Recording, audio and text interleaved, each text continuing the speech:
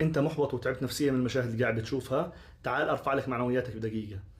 أكثر من 2200 قتيل في صفوف العدو، أكثر من 5000 جريح، جيشهم دخل في حالة نفسية سيئة وحالات انتحار وهروب غير معلن عنها. لهيك بتشوفوا النتن وقادة العدو كل يوم بتمشوا بين الثكنات ليرفعوا معنويات جنودهم، وبيأخروا الدخول البري لأنه بيعرفوا إذا دخلوا بريا بهاي النفسيات شو راح يصير فيهم ومين بيستناهم جوا. الشيكل فقد أكثر من 30% من قيمته، عندهم ما بين 100 ل 150 ضابط وجندي أسير بإيد المقاومة. الحياة الاقتصادية انشلت عندهم بالكامل. مستوطنات غلاف غزة والحدود مع لبنان تهجر منها أكثر من 125 ألف شخص لغير رجعة إن شاء الله. زي ما إحنا بنتألم هم بتألموا وأكثر. بس تعال أحكي لكم شو الفرق. ولا تهنوا في ابتغاء القوم، إن تكونوا تألمون فإنهم يألمون كما تألمون. بس شو الفرق؟ وترجون من الله ما لا يرجون. إحنا عنا